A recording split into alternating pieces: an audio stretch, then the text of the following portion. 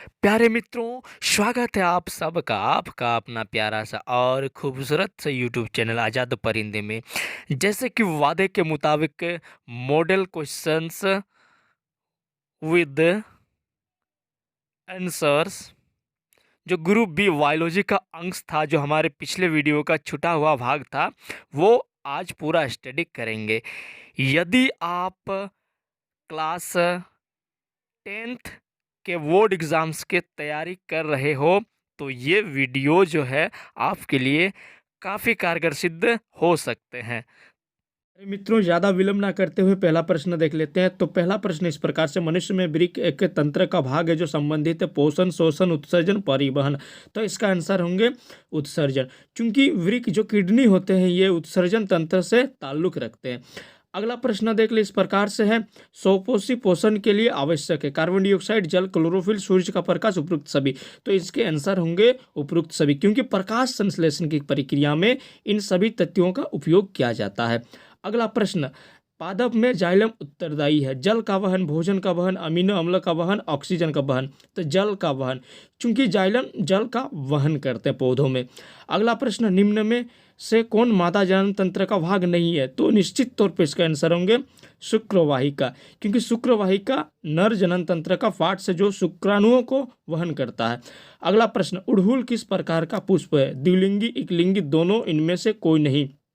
तो द्विलिंगी, क्योंकि उड़हुल जो है ये एक चाइना का फूल है, चाइना फ्लावर है, जिसे चाइनीज रोज के नाम से भी जाना जाता है।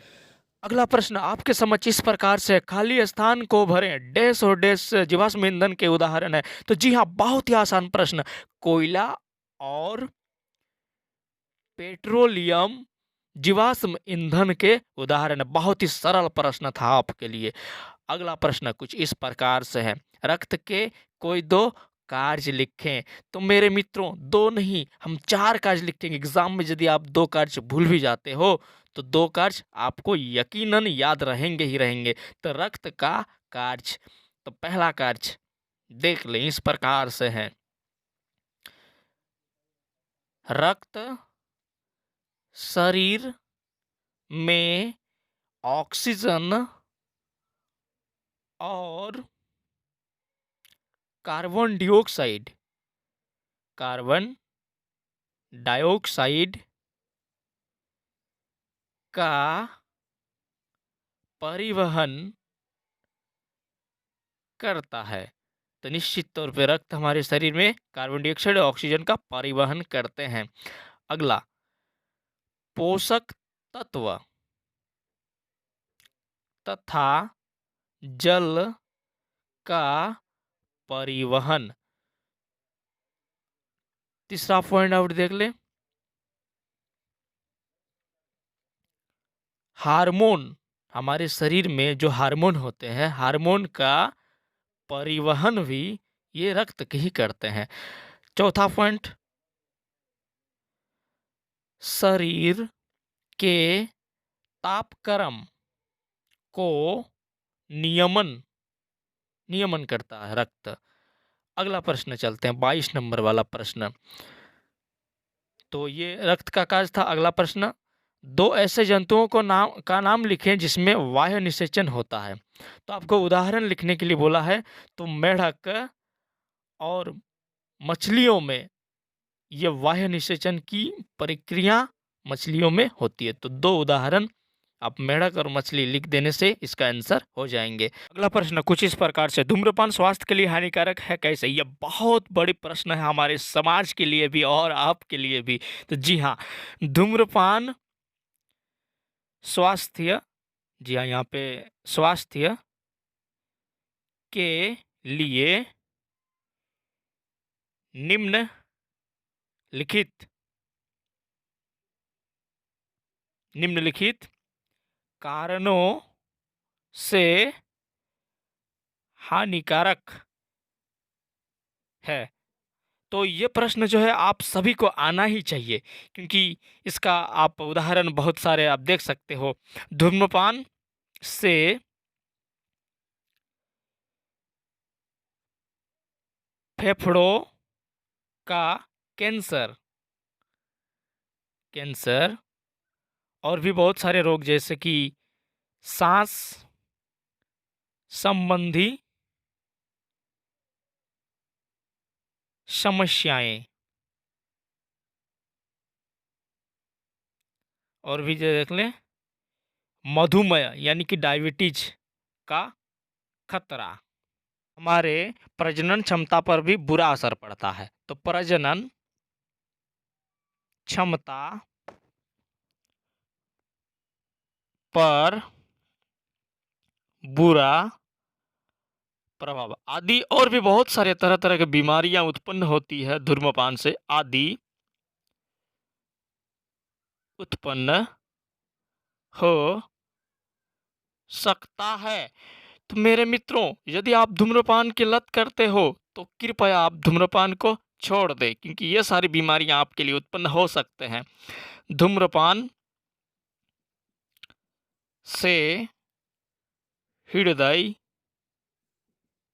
रोग की आशंका, लो, हृदय रोग की आशंका भी बढ़ सकते हैं।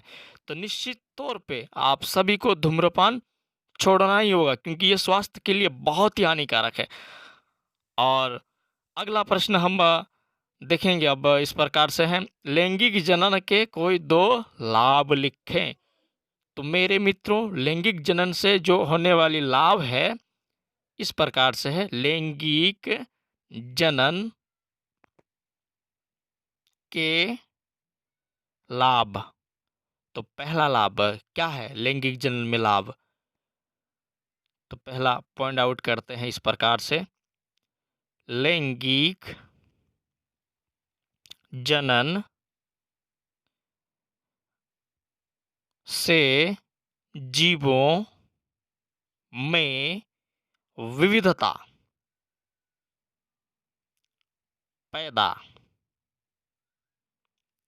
होती है, जो जैव विकास के लिए आवश्यक है। अगला पॉइंट देख ले, क्या लाभ है लैंगिक जनन से? लैंगिक जनन संततियों में गुणों की विभिन्नताओं को बढ़ावा देता है। तो ये था लैंगिक जनन के लाभ। अगला प्रश्न देख ले मेरे मित्रों, अब इसको मिटा दें।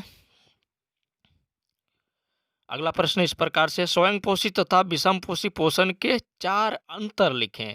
तो स्वयंपोषी पोषण तथा विषमपोषी पोषण में अंतर, इस प्रकार से चीज़ों को आसान करने के लिए हमने सेपरेट करके दोनों तरफ लिख दी। तो पहला है स्वपोषी पोषण में इस प्रकार का पोषण हरे पौधों में होता है। विषमपोषी पोषण का पहला पॉइंट इस प्रकार से, इस प्रकार का पोषण हरे पौधों तथा कुछ शैवाल को छोड़कर बाकी सभी जीवों में होती है। तो पहला अंतर हुआ। अगला अंतर देख लें, इस प्रकार से है, इनमें क्लोरोफिल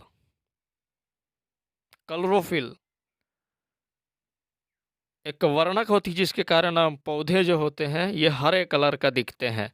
इनमें क्लोरोफिल उपस्थिति होता है, उपस्थित होता है। तो निश्चित तौर पे विषमपोषी पोषण में क्या होंगे, इनमें क्लोरोफिल उपस्थित नहीं होता है। यदि इनमें भी क्लोरोफिल उपस्थित होते तो ये भी हरे कलर के दिखाई देते और अपना भोजन जो है खुद पका लेते, लेकिन विषमपोषी पोषण में ऐसा होता नहीं है। अगला प्रश्न इस प्रकार, अगला जो पॉइंट है इस प्रकार से आप देख सकते हो, इनमें प्रकाश संश्लेषण की क्रिया होती है। प्रकाश संश्लेषण की क्रिया होती है। विषमपोषी पोषण में देख लें, इनमें निश्चित तौर पे प्रकाश संश्लेषण की क्रिया नहीं होती है। अर्थात जो विषमपोषी जीव होते हैं ये अपना भोजन को खुद स्वयं नहीं पका पाते हैं, तो प्रकाश संश्लेषण की क्रिया नहीं होती है। अगला पॉइंट स्वयंपोषी पोषण में इस प्रकार से है, इसमें जीव अपना भोजन स्वयं, जी हाँ नीचे देख सकते हैं आप, स्वयं